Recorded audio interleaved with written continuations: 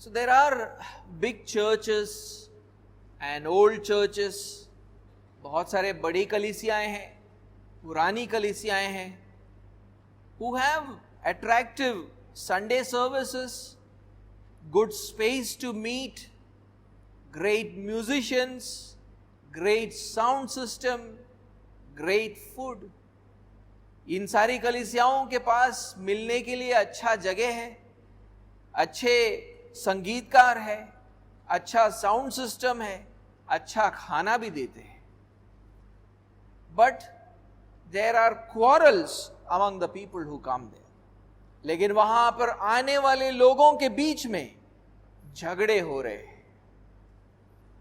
There is jealousy, anger, disputes, slander, gossip, arrogance, disturbances.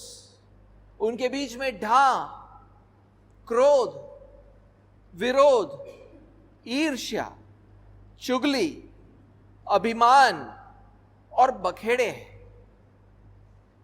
Does that mean they are all non-Christians? क्या इसका मतलब यह है कि ये सारे गैर मसीह हैं, मसीह नहीं है?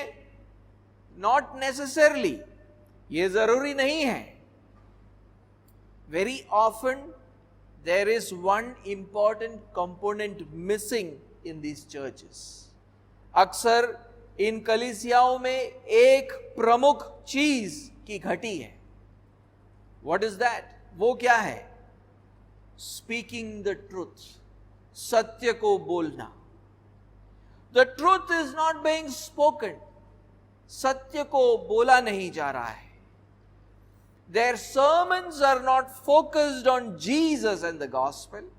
उनके जो प्रचार है वो यीशु और उसके सुसमाचार पर केंद्रित नहीं है. Rather they give motivational speeches, बल्कि वो प्रेरणा देने वाले भाषणों को देते हैं और preach the prosperity gospel, या फिर सफलता और समृद्धि पाने का सुसमाचार सुनाते हैं. और दे प्रीच लीगलिज्म, या फिर कर्मवाद का प्रचार करते हैं. But such speeches and sermons do not have the power to transform the lives of the people. लेकिन ऐसे भाषणों और प्रचारों में वो सामर्थ्य नहीं होता है कि लोगों के जीवनों को वो परिवर्तित कर सके. Paul, so what's happening is that in many of the churches they live like the world. उसलिए बहुत सारे कलीसियाएं जो है दुनिया की तरह लगती है, सांसारिक लगते हैं. Paul does not want this to happen in his churches, और पौलुस नहीं चाहता कि उसके कलीसियाओं में ऐसा हो. And therefore if Christians should live like Christians, और अगर मसीही लोगों को अगर मसीही लोगों की तरह जीना है, Paul gives an important command in Ephesians chapter 4 and verse 25. पौलुस इसलिए एक मुख्य आदेश को देता है एफेसियों के 4 अध्याय और 25वें आयत में. आए हम उसको पढ़े. Let me just read it for you. Ephesians chapter 4 and verse 25. Therefore, having put away falsehood or lie, let each one of you speak the truth with his neighbor, for we are members one of another. Hindi का अनुवाद जो है थोड़ा अलग होगा, लेकिन इस तरह मैं उसको मैं आपके सामने रखूंगा. इस कारण झूठ का त्याग कर, आपका बाइबल बोलता होगा झूठ बोलना छोड़कर नहीं. इस कारण झूठ का त्याग कर हरेक अपने पड़ोसी से सच नहीं सत्य बोले, क्योंकि हम आपस में एक दूसरे के अंग हैं. फिर से मैं बोलूंगा. इस कारण झूठ का त्याग कर हरेक अपने पड़ोसी से सत्य बोले, क्योंकि हम आपस में एक दूसरे के अंग हैं. My first point today is you have laid aside the lie. आज का जो पहला बिंदु है वो है आपने झूठ का त्याग कर दिया है. You have laid aside the lie. आपने झूठ का त्याग कर दिया है. Paul begins this verse by saying, therefore, having laid aside the lie or falsehood. पौलुस 25वीं आयत की शुरुआत ये बोलकर करता है, इस कारण झूठ का त्याग कर. That word therefore, वो जो शब्द है वहां पर इस कारण, shows that Paul is making an inference from the previous verses. वो जो शब्द है इस कारण, वो इस बात को दर्शाता है कि पौलुस पिछले कुछ आयतों में से कुछ निष्कर्ष को निकाल रहा है. पिछले आयतों में से एक निष्कर्ष को निकाल रहा है. उसीलिए वो उसकी शुरुआत, इस आयत की शुरुआत ये बोलकर करता है कि इस कारण. And the inference is that the believers of Ephesus have now laid aside the lie. और निष्कर्ष ये है कि एफेसस के विश्वासियों ने झूठ का त्याग कर दिया है. Most translations give us the impression that Paul is talking about lying in general. ज्यादातर अनुवाद हमें ये विचार देते हैं कि वो झूठ बोलने के बारे में कुछ बोल रहा है यहां पर. But here Paul is talking about some specific lie. लेकिन यहां पर पौलुस एक खास झूठ के बारे में बात कर रहा है. And that is why in the Greek language Paul says the lie. Most translations say you have laid aside falsehood. That's how they translate it, but basically it says therefore having laid aside the lie, the falsehood. वो बोलता है यूनानी भाषा के अंदर पौलुस कहता है कि तुमने एक खास झूठ का त्याग कर दिया है. इंग्लिश में उसने लिखा है द लाई, यानी किसी एक खास प्रकार के बारे में जब यूज होता है तो वो द यूज होता है. द लाई, एक खास प्रकार के झूठ को तुमने त्याग दिया है. The Ephesian believers have put away the lie. Ephesus के विश्वासियों ने एक खास झूठ का त्याग कर दिया है. What is that lie? वो क्या है वो झूठ? In the previous verse, verse 24, इससे पहले की आयत में 24वीं आयत में, Paul had said that the believers of Ephesus have received righteousness and holiness that comes from the truth. पिछले आयत में 24वीं आयत में पौलुस ने एफेसस के विश्वासियों से कहा था कि सत्य की धार्मिकता और पवित्रता को उन्होंने पाया है. And I had said that this truth that he is talking about is the same truth which he had talked about in verse 21, where it was written that truth is in Jesus. और मैंने ये भी कहा था कि ये वही सत्य है जिसके बारे में पौलुस ने 21वीं आयत में लिखा था, जहां पर वो लिखता है कि यीशु में सत्य है. In other words, by believing in Jesus, you come to the knowledge of the truth. कहने का मतलब था कि यीशु मसीह पर विश्वास करने से आपने सत्य की समझ पाई है. I had also said that this truth is the same truth that was talked about in Ephesians chapter 1 and verse 13, where it was written that gospel is the message of the truth. और मैंने ये भी कहा था कि ये वही सत्य है जिसके बारे में एफेसियों के पहले अध्याय 13वें आयत में लिखा गया था कि सुसमाचार ही सत्य का वचन है. In other words, by believing in the gospel, you come to the knowledge of the truth. दूसरे शब्दों में कहूं तो सुसमाचार पर विश्वास करने से आप सत्य की समझ पाते हैं. So Paul is saying that before you believed in Jesus through the gospel, you were believing in a great lie. तो पौलुस कह रहा है कि यीशु मसीह उस सत्य पर विश्वास करने से पहले, सुसमाचार उस बड़े सत्य पर विश्वास करने से पहले तुम एक झूठ पर विश्वास कर रहे थे. The great lie about God, परमेश्वर के बारे में झूठ, यही है सबसे बड़ा झूठ. परमेश्वर के बारे में जो झूठ है वो सबसे बड़ा झूठ है. The lie about God is a great lie in this world. And in our verse, Paul says that Ephesian believers have laid aside that great lie. और पौलुस हमारे आयत में कहता है कि एफेसस के विश्वासियों ने उस बड़े झूठ को त्याग कर दिया है, उस बड़े झूठ का त्याग कर दिया है. फॉर एग्जाम्पल, उदाहरण के रूप में इस बड़े झूठ के बारे में रोमियो के पहले अध्याय में भी लिखा है. This about this great lie, it is written in Romans chapter 1 also. Let me read Romans chapter 1 and verse 25. मैं आपके सामने रोमियो का पहला अध्याय और 25वां आयत पढ़ना चाहूंगा.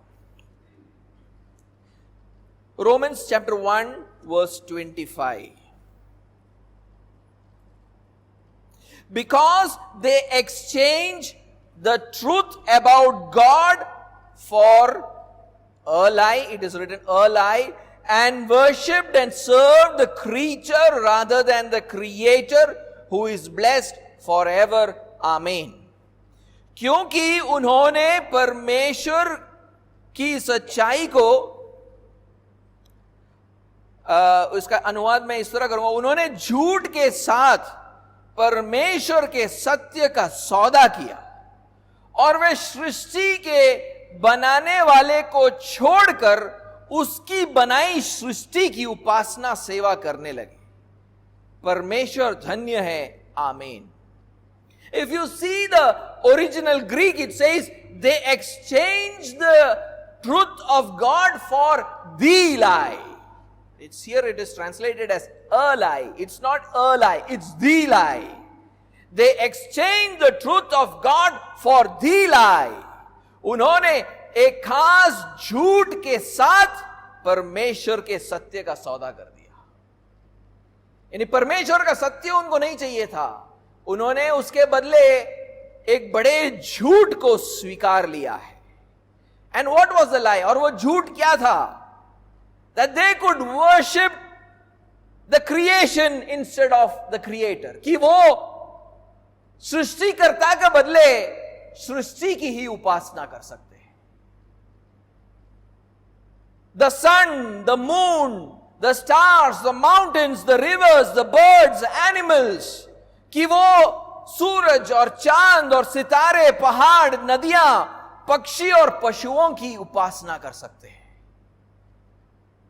Whenever you reject the true God and worship anything else, you are believing in the lie, that great lie. जब भी आप सच्चे परमेश्वर को ठुकराकर किसी और वस्तु की आराधना करते हो, तब आप एक बड़े झूठ पर विश्वास कर रहे हो. And that same thing was happening in Ephesus also, और यही Ephesus में भी हो रहा था. They used to worship a goddess called Artemis. Ephesus के लोग अर्तिमिस देवी की आराधना करते थे. This was a goddess which they made with their own hands. ये ऐसी एक देवी थी जिनको उन्होंने अपने हाथों से बनाया था. And Paul used to tell them, God made with hands are no gods at all. और पौलुस उनसे कहता था कि जो हाथ की कारीगरी से बना हुआ ईश्वर है वो ईश्वर नहीं है. Let us read Acts chapter 19 and verse 24 to 28. आइए हम प्रेरितों का 19वां अध्याय पढ़े, वहां पर देखें कि एफेसस में क्या हो रहा था. प्रेरितों का कृत्य 19वां अध्याय 24 से 28. Acts chapter 19 verse 24 to 28. For a man named Demetrius, a silversmith, who made silver shrines of Artemis, brought no little business to the craftsmen. These he gathered together with the workmen in similar trades and said, Men, you know that from this business we have our wealth. And you see and hear that not only in Ephesus, But in almost all of Asia, this Paul has persuaded and turned away a great many people, saying that God made with hands are not gods. And there is danger not only that this trade of ours may come into disrepute, but also that the temple of the great goddess Artemis may be counted as nothing, and that she may even be deposed from her magnificence, she whom all Asia and the world worship. When they heard this, they were enraged and were crying out, "Great is Artemis of the Ephesians." वहां पर लिखा है, क्योंकि Demetrius नाम का एक सुनार Artemis के चांदी के मंदिर बनवाकर कारीगरों को बहुत काम दिलाया करता था। उसने उनको और ऐसी ही वस्तुओं के कारीगरों को इकट्ठा करके कहा, हे मनुष्यों, तुम जानते हो कि इस काम से हमें कितना धन मिलता है। तुम देखते हो और सुनते हो कि केवल एफेसुस में नहीं, वरन प्रायः सारे आसिया में यह कह कहकर इस पौलुस ने बहुत से लोगों को समझाया और भरमाया भी है कि जो हाथ की कारीगरी है वे ईश्वर नहीं। इससे अब केवल इसी बात का ही डर नहीं है कि हमारे इस धंधे की प्रतिष्ठा जाती रहेगी, वरन यह कि महान देवी अर्तेमिस का मंदिर तुच्छ समझा जाएगा और जिसे सारा आसिया और जगत पूजता है उसका महत्व भी जाता रहेगा। वे ये सुनकर क्रोध से भर गए और चिल्ला चिल्ला कर कहने लगे, एफेसियों की अर्तेमिस महान है। But when the Ephesians heard the gospel, लेकिन जब एफेसियों ने सुसमाचार को सुना, they came to know the truth about God, उन्होंने परमेश्वर के सत्य को समझा। When they heard about Jesus, they came to know about the truth of God. जब उन्होंने यीशु मसीह के बारे में सुना तो उन्होंने सत्य को समझा। उन्होंने जब सुसमाचार को सुना उन्होंने सत्य को समझा। Therefore, they laid aside or put away the lie which they believed in. उसलिए उन्होंने उस बड़े झूठ को जिस पर वो विश्वास करते थे उसको त्याग दिया। They no more worship the goddess Artemis. अब वो अर्तेमिस देवी की आराधना नहीं करते हैं।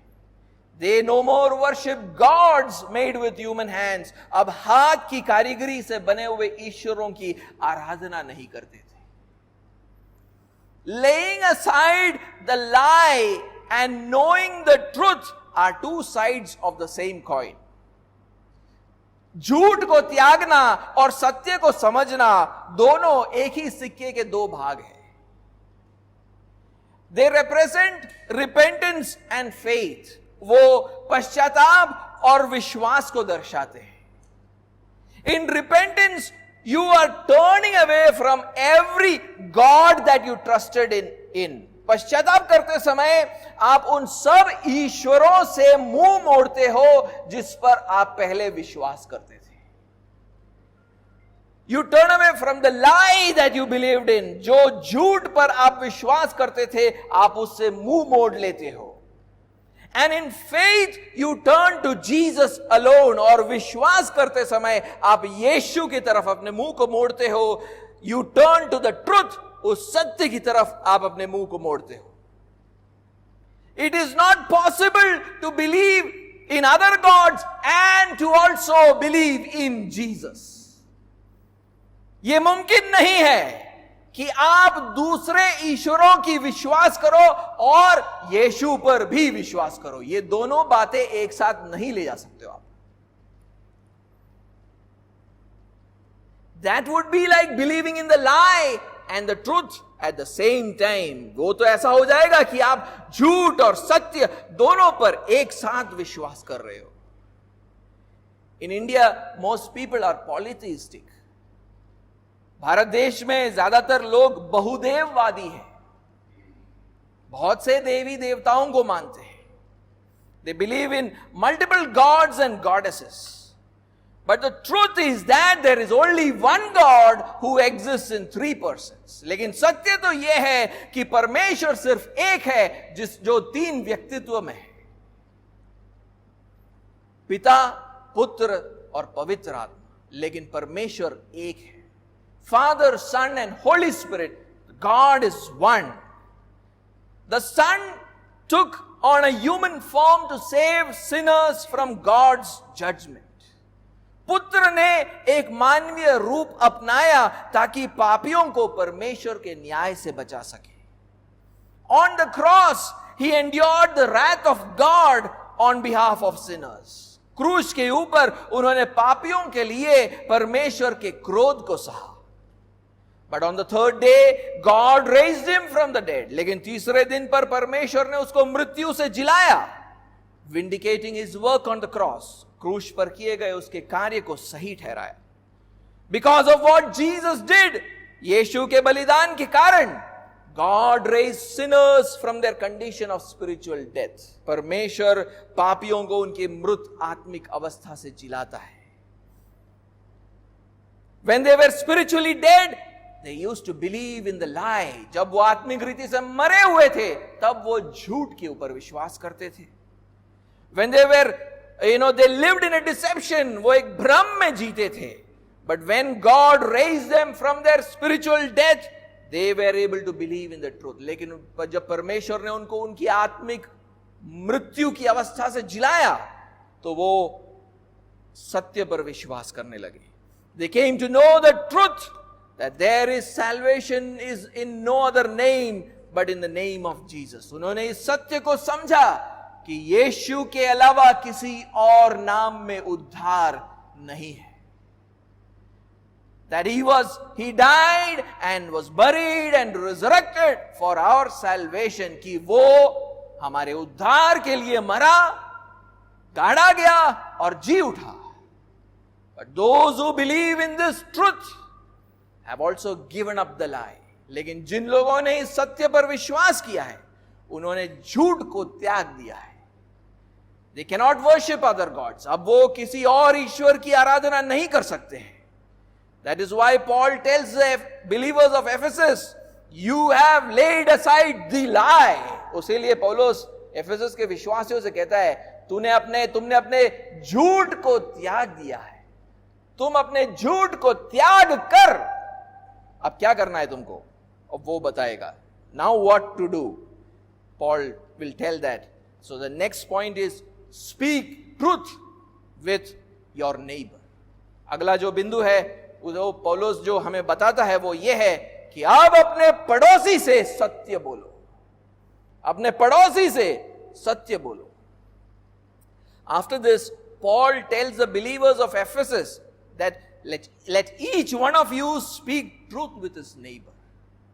पौलुस एफेसस के विश्वासियों से कहता है, हर एक अपने पड़ोसी से सत्य बोले. We know that by believing in Jesus, we have come to the knowledge of the truth. हम जानते हैं कि यीशु मसीह पर विश्वास करने से हमने सत्य की समझ पाई है.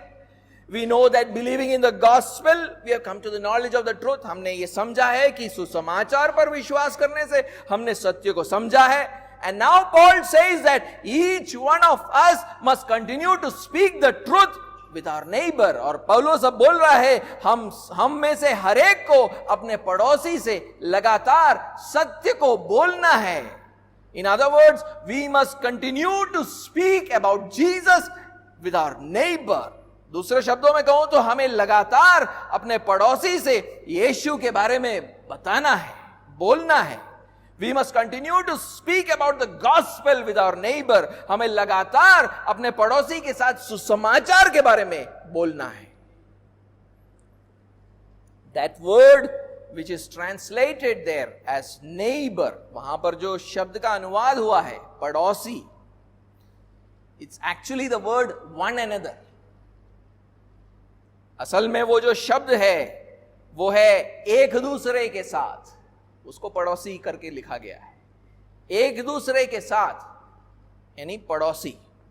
For example, he used the same word in Ephesians chapter 4 and verse 2. उसने इसी शब्द का इस्तेमाल एफेसियों के 4 अध्याय और दूसरे आयत में किया था. हम एक बार उसको पढ़ेंगे. Ephesians chapter 4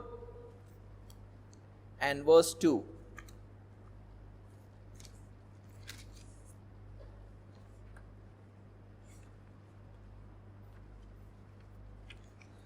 with all humility and gentleness, with patience, bearing with one another in love.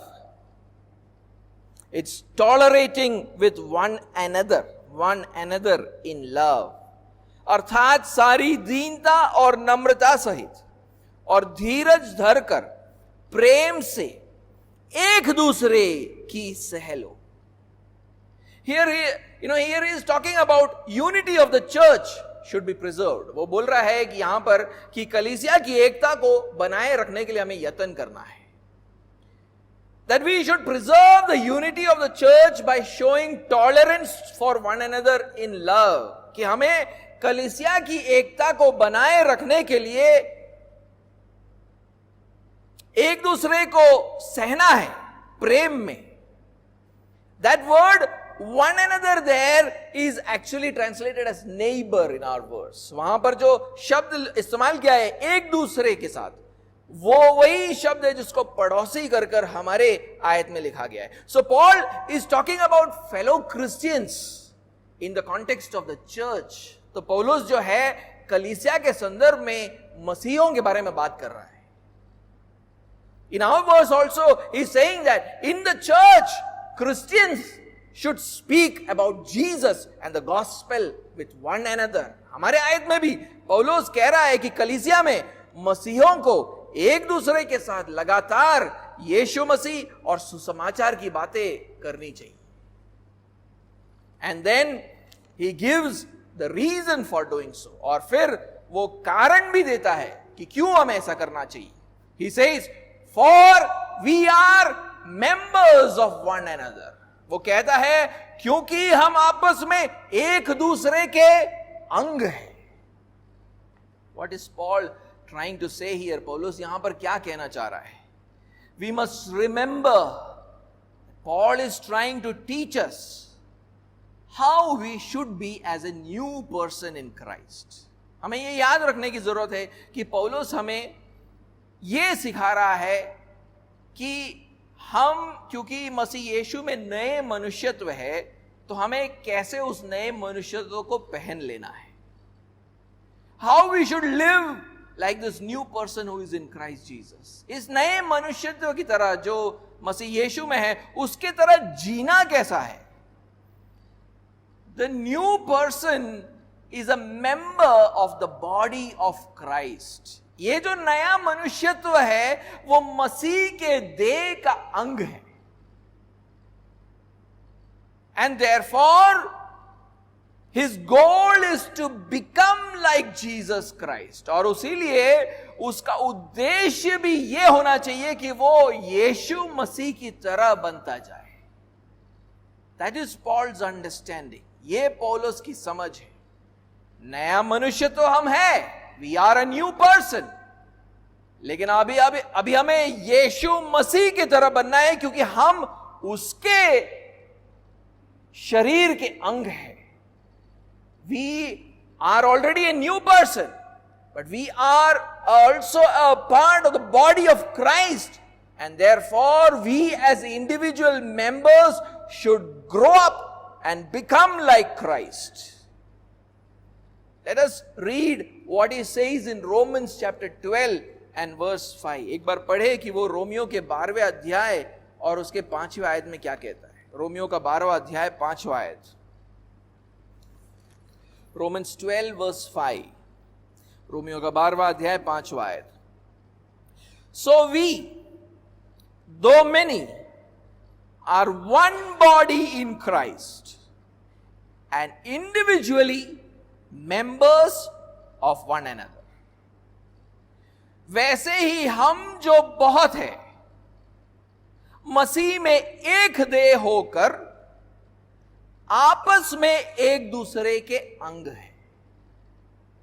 Read that carefully.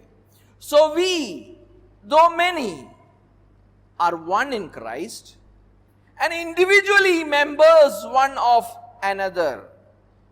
वैसे ही हम जो बहुत है मसीह में एक देह होकर आपस में एक दूसरे के अंग हैं. He says that we who are many are one body in Christ. वो कहता है हम जो बहुत है, हम यहां पर एटलीस्ट 20 लोग हैं, हम बहुत लोग हैं, but together we are one body, लेकिन हम सब मिलकर एक देह है, हम सब मिलकर एक देह है.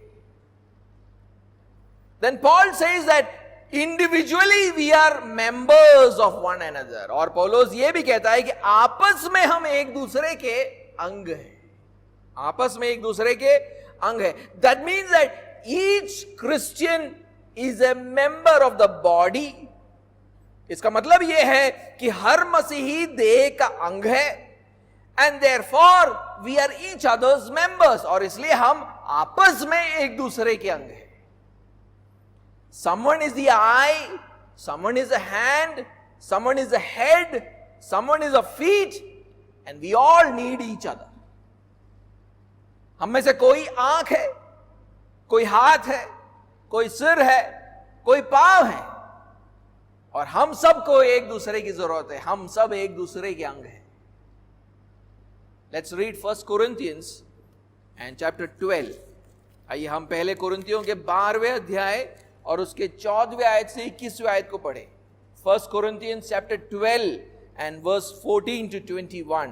पहले कुरिन्थियों का 12वां अध्याय 14 से 21. 1 Corinthians 12, 14 to 21. For the body does not consist of one member, but of many. If the foot should say, because I am not a hand, I do not belong to the body, that would not make it any less a part of the body. And if the ear should say, because I am not an eye, I do not belong to the body, that would not make it any less a part of the body. If the whole body were an eye, where would the sense of hearing? If the whole body were an ear, where would be the sense of smell? But as it is, God arranged the members in the body, each one of them as He chose. If all were a single member, where would the body be? As it is, there are many parts, yet one body. The eye cannot say to the hand, I have no need of you, nor again the head to the feet, I have no need of you.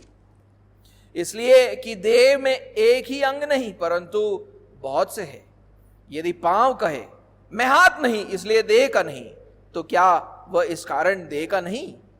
और यदि कान कहे मैं आंख नहीं इसलिए देह का नहीं, तो क्या वह इस कारण देह का नहीं है?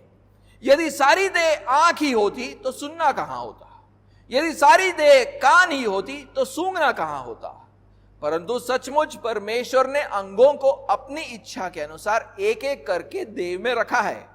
यदि वे सब एक ही अंग होते तो देह कहां होती? परंतु अब अंग तो बहुत से है परंतु देह एक ही है. आंख हाथ से नहीं कह सकती मुझे तेरी आवश्यकता नहीं, और ना सिर पांव से कह सकता है मुझे तुम्हारी आवश्यकता नहीं. And in this world, the goal of this body of Christ, the church, is that it should become mature and live like Christ. और इस देह, इस शरीर अर्थात कलीसिया का इस दुनिया में उद्देश्य यह है कि वो बढ़े और परिपक्व बने और मसीह की तरह यहां पर जिए. But individually, many of us are like children. लेकिन व्यक्तिगत रूप से हम में से बहुत मसीह की अभी भी जो है बालकों के समान है, मसीह बालकों के समान है. We have not grown up and therefore we do not live like Christ. हम बड़े नहीं हैं, उसीलिए हम मसीह की तरह जी नहीं पाते. We live like the Gentiles. हम अन्य जातियों की तरह जीते हैं. And the only way we can grow and mature is by feeding on the truth. और एक ही तरीका है हमको बढ़ने का, और वो है कि हम सत्य का भोज करें. हम सत्य का भोज करें तब हम बढ़कर यीशु मसीह की तरह हो सकते हैं. If we feed on the truth, we grow and become like Christ. By feeding on Christ and His gospel, हमारा जो खाना है वो है यीशु मसीह और उसका सुसमाचार. That is what Paul had taught us in Ephesians chapter 4, और पौलुस ने एफेसियों के 4 अध्याय में यही हमको सिखाया था. 14वें और 15वें आयत को एक बार पढ़े. Let's read verse 14 and 15. Chapter 4 verse 14 and 15. एफेसियों का 4 अध्याय 14वां और 15वां आयत. So that we may no longer be children, tossed to and fro by the waves and carried about by every wind of doctrine, by human cunning, by craftiness and deceitful schemes. Rather, speaking the truth in love, we are to grow up in every way into Him who is the head, into Christ. वो कहता है ताकि हम आगे को बालक ना रहे जो मनुष्यों की ठग विद्या और चतुराई से, उनके भ्रम की युक्तियों के और उपदेश के हर एक झोंके से उछाले और इधर उधर घुमाए जाते हो, वरन प्रेम में सत्य बोलते हुए सब बातों में उसमें जो सिर है अर्थात मसीह में बढ़ते जाए. But this happens when all of us speak about Jesus and the gospel to one another. ये तब होगा जब हम सब एक दूसरे से यीशु मसीह और सुसमाचार की बातों को हम करें. Not a few, हम में से कुछ लोग नहीं, पर सब लोगों को ये करना है. Everyone has to do this. That is why in verse 16 there, Paul had said that the proper working of each individual part causes the growth of the body. इसीलिए 16वें आयत में पौलुस कहता है हर अंग के ठीक ठीक कार्य करने के द्वारा ये शरीर अपने आप को बढ़ाती है. Read verse 16. Let's read verse 16 there. 16वें आयत को वहां पर पढ़े. From whom the whole body, joined and held together by every joint with which it is equipped, when each part is working properly, makes the body grow so that it builds itself up in love. जिससे सारी देह हर एक जोड़ की सहायता से एक साथ मिलकर और एक साथ गठकर उस प्रभाव के अनुसार जो हर एक अंग के ठीक ठीक कार्य करने के द्वारा उसमें होता है, अपने आप को बढ़ाती है कि वह प्रेम में उन्नति करती जाए. So the church will grow and mature and become like Christ only when every member of this body is feeding the truth to one another.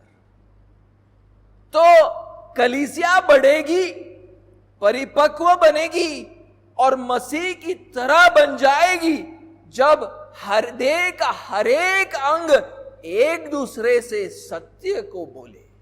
सत्य का पोषण हम एक दूसरे को जब देंगे तब ये कलीसिया बढ़ेगी.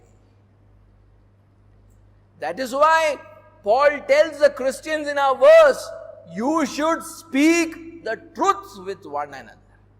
इसीलिए पौलुस हमारे आयत में कहता है हर एक अपने पड़ोसी से सत्य बोले.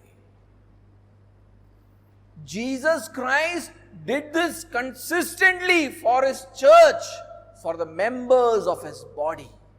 यीशु मसीह ने अपने कलीसिया के लिए, अपने देह के अंगों के लिए ये लगातार किया. When he came into this world, he preached the gospel to the Jews and Gentiles. जब वो इस दुनिया में आया, उसने यहूदी और अन्य जातियों को सुसमाचार का प्रचार किया. Read Ephesians 2 and verse 17. एफेसियों का 2 अध्याय 17वां आयत पढ़े. Ephesians 2:17. एफेसियों का 2 अध्याय 17वां आयत. And he came, Jesus came and preached peace to you who were far off and peace to those who were near. उसने अर्थात यीशु मसीह ने आकर तुम्हें जो दूर थे और उन्हें जो निकट थे दोनों को मेल मिलाप का सुसमाचार सुनाया. And after his ascension to heaven, और उसके स्वर्गारोहण के बाद, he continues to do that by giving ministers of the word for building up his church. स्वर्गारोहण के बाद वचन के सेवकों को कलीसिया की उन्नति के लिए देकर आज भी उस कार्य को वो पूरा कर रहा है. रीड Ephesians 4:11-13, एफेसियों के चौथे अध्याय के 11वें आयत से 13वें आयत को पढ़े। Ephesians 4:11-13, एफेसियों का चौथा अध्याय 11 से 13। And Jesus gave the apostles, the prophets, the evangelists, the shepherds and teachers to equip the saints for the work of ministry, for building up the body of Christ, until we all attain to the unity of the faith and of the knowledge of the Son of God, to mature manhood, to the measure of the stature of the fullness of Christ. उसने यानी यीशु मसीह ने कुछ को प्रेरित नियुक्त करके, कुछ को भविष्यवक्ता नियुक्त करके, कुछ को सुसमाचार सुनाने वाले नियुक्त करके और कुछ को रखवाले और उपदेशक नियुक्त करके दे दिया, जिससे पवित्र लोग सिद्ध हो जाए और सेवा का काम किया जाए और मसीह की देह उन्नति पाए, जब तक कि हम सब के सब विश्वास और परमेश्वर के पुत्र की पहचान में एक ना हो जाए और एक सिद्ध मनुष्य ना बन जाए और मसीह के पूरे ढील डोल तक ना बढ़ जाए। Like Jesus, how can we speak the truth to one another? यीशु मसीह की तरह हम एक दूसरे से सत्य कैसे बोल सकते हैं?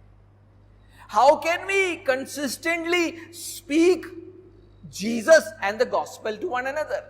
हम लगातार एक दूसरे से यीशु मसीह के बारे में और सुसमाचार के बारे में कैसे बात कर सकते हैं? All of us cannot preach in the church. हम में से सब तो कलीसिया में आकर प्रचार नहीं कर सकते। All of us cannot teach the small group. हम में से सब लोग small group lead नहीं कर सकते। तो क्या कर सकते हैं? What can we do so that we speak the truth to each other? ताकि हम एक दूसरे से सत्य को बोले। We can do this during the time of fellowship after the service. हम ये कर सकते हैं जब हम सभा के बाद जब हम एक दूसरे से मिलते हैं, तब हम इसको कर सकते हैं। फॉर एग्जाम्पल, उदाहरण के रूप में, we can encourage someone in the church who has recently lost his father or mother or siblings. हम कलीसिया में किसी ऐसे व्यक्ति को प्रोत्साहन दे सकते हैं जिसने अभी अभी अपने पिता या माता, अपने भाइयों बहनों को खोया है। If his or her relative was a Christian, अगर उसका जो रिश्तेदार था वो मसीही था, we can tell them about the hope that Christians have after death. हम उनको मृत्यु के बाद मसीहों की जो आशा है उसके बारे में उनसे बात कर सकते हैं। Paul uses the gospel to encourage Christians who were grieving for their dead relatives and friends. पौलुस सुसमाचार का इस्तेमाल करके ऐसे लोगों को प्रोत्साहित करता है जो शोक बना रहे थे अपने भाइयों और बहनों के मृत्यु पर। वो उनसे क्या कहता है? What does Paul say? See what he writes in 1 Thessalonians and chapter 4 and verse 16 to 18. देखिए पहले थेसलोनिकियों के चौथे अध्याय और उसके 16वें आयत से 18वें आयत में वो क्या कहता है। पहला थेसलोनिकियों का चौथा अध्याय 16 से 18, 1 Thessalonians chapter 4 and verse 16 to 18. He tells them, "For the Lord himself will descend from heaven with a cry of command, with the voice of an archangel, and with the sound of the trumpet of God. And the dead in Christ will rise first. Then we who are alive, who are left, will be caught up together with them in the clouds to meet the Lord in the air. And so we will always be with the Lord. Therefore, encourage one another with these words." वो कहता है क्योंकि प्रभु आप ही स्वर्ग से उतरेगा, उस समय ललकार और प्रधान दूत का शब्द सुनाई देगा और परमेश्वर की तुरी फूकी जाएगी और जो मसीह में मरे हैं वे पहले जी उठेंगे। तब हम जो जीवित और बचे रहेंगे उनके साथ बादलों पर उठा लिए जाएंगे कि हवा में प्रभु से मिले, और इस रीति से हम सदा प्रभु के साथ रहेंगे। इस प्रकार इन बातों से एक दूसरे को शांति दिया करो। When you share this passage with a grieving Christian, you are speaking the truth to him. जब आप इस खंड को लेकर किसी शोक मनाते मसीह के जीवन में आप उसको बोलते हो, तो आप सत्य को बोल रहे हो, so that he does not grieve hopelessly like a Gentile, ताकि वो एक आशाहीन अन्य जाति की तरह शोक ना मनाए, but grieve with hope like a Christian, लेकिन मसीह की तरह आशा के साथ शोक मनाए. In the same way, we should come to the church to encourage other discouraged Christians. हम जब कलीसिया में आते हैं, हम दूसरे मसीहों को प्रोत्साहित करने के लिए कलीसिया में हमें आना चाहिए. एक उद्देश्य कलीसिया में आने का यह भी होना चाहिए कि हम दूसरे को प्रोत्साहित करने के लिए आ रहे हैं. To encourage someone else. We can do that by telling them what we have learned from the Bible. और ये हम कर सकते हैं कि ये उसको ये बताकर कि हमने पिछले हफ्ते वचन से क्या सीखा है. That is why Paul says in 1 Thessalonians chapter 5 and verse 11, उसलिए पौलुस पहले थिस्सलुनीके के 5वें अध्याय 11वें आयत में देखो क्या बोलता है. Therefore encourage one another and build one another up just as you are doing. वो कहता है इस कारण एक दूसरे को शांति दो, एक दूसरे की उन्नति का कारण बनो, जैसे कि तुम करते भी हो. Our words should be a ministry of the truth to our neighbor. हमारे जो शब्द है हमारे पड़ोसी के लिए सत्य की सेवकाई होनी चाहिए. We should also ask each other. हमें जब संगति जब हम करते हैं, when we do the fellowship, we should ask each other. हमें एक दूसरे से पूछना चाहिए, what did you learn from today's sermon? एक दूसरे से पूछिए, आज के प्रचार से तुमने क्या सीखा? We should tell others, this is what I learned from the sermon. हमें उनसे कहना है, देखो आज के प्रचार से मैंने ये सीखा, तुमने क्या सीखा? What did you learn? This is what I learned. This is also a way to speak truth to one another. ये भी एक तरीका है, आप एक दूसरे से सत्य बोलते हो. Fellowship time is not the time to crack jokes. संगति का समय जोक करने के लिए नहीं है. संगति का समय सत्य बोलने के लिए है. Fellowship time is to speak the truth. किसी भी व्यक्ति से जाकर पूछो, सबसे आकर पूछो, क्या सीखा आज? Ask each other, what did you learn today? And tell them, this is what I learned. और बताओ, मैंने ये सीखा है. आप एक दूसरे से सत्य को बोलोगे. You will start speaking the truth to one another. Time pass का समय मत बनाओ इसको. एक दूसरे से वचन बांटो. Share the word with one another. We can also speak the truth to one another through songs of praise. हम एक दूसरे से स्तुति के गीतों को गाकर सत्य बोल सकते हैं. Read Ephesians chapter 5 and the first part of verse 19. एफेसियों का 5वां अध्याय 19वें आयत के पहले भाग को पढ़कर देखो. Ephesians 5 first part of verse 19. एफेसियों का 5वां अध्याय 19वें आयत का पहला भाग. Addressing one another in psalms and hymns and spiritual songs. और आपस में भजन और स्तुतिगान और आत्मिक गीत गाया करो. When we sing these songs with clarity and boldness, we are spiritually building up the neighbor who is standing in front of us or standing next to us. जब हम इन गीतों को स्पष्टता और साहस के साथ गाते हैं, हम हमारे सामने खड़े रहने वाले या हमारे साथ में खड़े रहने वाले पड़ोसी के उन्नति कर रहे हैं. क्योंकि हम इस सत्य को, इस गीतों में जो सत्य है, हम उनसे बोल रहे हैं. We are speaking the truth to them. The truth that is in these songs, we are speaking the truth to one another and building each other up. एक दूसरे को मजबूत बना रहे हैं. उसलिए दबे आवाज में मत गाओ.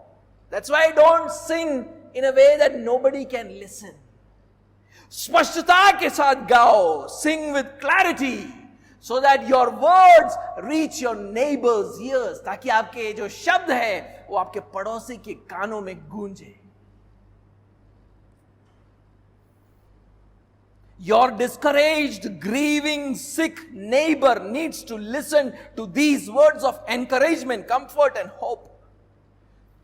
आपके निरुत्साहित, शोक बनाने वाले, बीमार पड़ोसी को इन उत्साह, शांति और आशा से भर देने वाले गीतों को सुनने की जरूरत है. उसीलिए आपको कलीसिया आने की जरूरत है. That is why you need to come here. यहां पर नहीं आओगे तो पड़ोसी को कैसे प्रोत्साहित करोगे? If you don't come here, how are you going to encourage your neighbor? नहीं कर सकते हो. संगति में नहीं आ रहे हो तो नहीं कर सकते हो. Singing is the ministry of the truth towards our neighbor. गीतों को गाना पड़ोसी की तरफ सत्य का सेवकाई है, सत्य की सेवकाई है. The worship team is doing the ministry of the truth. आराधना का जो टीम है वो सत्य की सेवकाई कर रही है. आपको सत्य सुना रहा है. They are telling the truth to you so that you become strong. ताकि आप मजबूत हो जाओ. If we are casual about speaking the truth to one another, remember that your fellow Christian is not going to grow and mature. अगर एक दूसरे को सत्य बोलने की सेवकाई को आप हल्के में लेते हो तो आप ये याद रखना कि आपका जो सहविश्वासी है वो आत्मिक रीति से बढ़ेगा नहीं और परिपक्व नहीं होने वाला. His behavior will remain like the old person. उसका व्यवहार हमेशा पुराने मनुष्यत्व की तरह ही बना रहेगा. His behavior will be like the Gentiles. उसका व्यवहार हमेशा अन्य जातियों की तरह रहेगा. And this will eventually hurt us. और आखिर में इससे हमको दुख पहुंचेगा. क्यों? Why?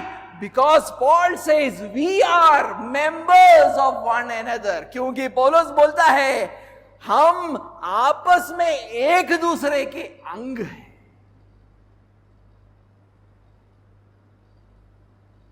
And the same principle he lays down in one place, और इस सिद्धांत को वो एक जगह पर लिखता भी है. I want you to read 1 Corinthians chapter 12 and verse 26. मैं चाहता हूं कि आप पहले कुरिन्थियों के 12वें अध्याय और 26वें आयत को पढ़ें. 1 Corinthians 12:26. पहला कुरिन्थियों का 12वां अध्याय 26वां आयत.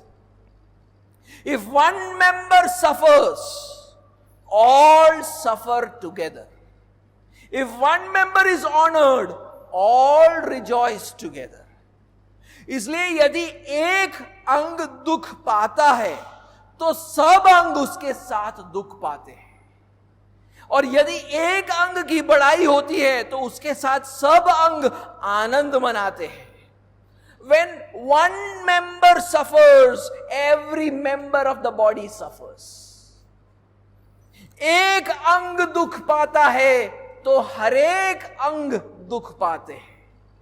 Churches where members speak the truth to one another, ऐसी कलीसियाएं जहां पर अंग एक दूसरे को सत्य बोलते हैं, they will become a place of great encouragement, comfort and hope. ऐसी कलीसियाएं प्रोत्साहन, शांति और आशा की जगह बनेंगी. But churches where members don't speak the truth to one another, it will become a place of discouragement, sorrow and hopelessness. और जो कलीसियाएं जहां पर अंग एक दूसरे से सत्य की बातें नहीं करती हैं, वो कलीसियाएं निरुत्साहित, दुख और निराशा से भर जाएंगी. And this was happening in the churches planted by Paul. और ये जो है पौलुस के स्थापित कलीसियाओं में भी हो रहा था. That is why Paul kept speaking the truth to the church. इसीलिए पौलुस लगातार उनसे सत्य बोलता रहता है. अगर जगह पर नहीं है तो भी पत्र लिखकर सत्य भेजता है. When he is not on the place, he'll write a letter and send it to them. I wanted to read some of the verses which show what was happening in some of his churches. मैं चाहता हूं कि आप पढ़े कि उसके कुछ कलीसियाओं में क्या हो रहा था. गलातियों का 5वां अध्याय और 15वां आयत. Galatians chapter 5 and verse 15. गलातियों का 5वां अध्याय 15वां आयत. But if you bite and devour one another, watch out that you are not consumed by one another. पर यदि तुम एक दूसरे की दांत से काटते और फाड़ खाते हो तो चौकस रहो कि एक दूसरे का सत्यानाश ना कर दो. Read 1 Corinthians chapter 1 and verse 11. पहले कोरिन्थियों का पहला अध्याय और 11वां आयत पढ़ो. 1 Corinthians chapter 1 verse 11. पहले कोरिन्थियों का पहला अध्याय 11वां आयत. For it has been reported to me by close people that there is quarreling among you, my brothers.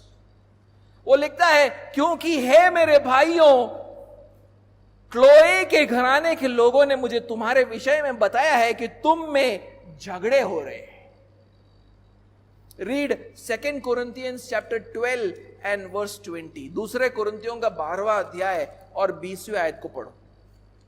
2 Corinthians 12:20. दूसरे कोरिन्थियों का 12वां अध्याय 20वां आयत. For I fear that perhaps when I come, I may find you not as I wish, and that you may find me not as you wish, that perhaps there may be quarreling, jealousy, anger, hostility, slander, gossip, conceit and disorder.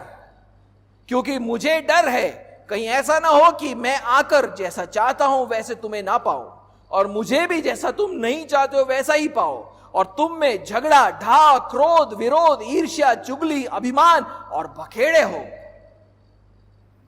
If we don't consistently speak the truth with our neighbor, we will suffer because of the behavior of our fellow Christians.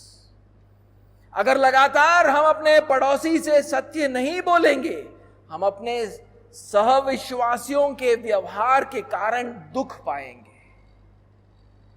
That is why we must keep reminding each other about Jesus and the gospel. इसलिए हमें एक दूसरे को लगातार यीशु मसीह और सुसमाचार के बारे में याद दिलाना है. We must keep speaking the word of God to one another. हम एक दूसरे को परमेश्वर के वचन से हम एक दूसरे को प्रोत्साहित करते रहे, so that our new person will behave like the new person. ताकि हमारा जो नया मनुष्यत्व है वो एक नए मनुष्य की तरह व्यवहार को करे.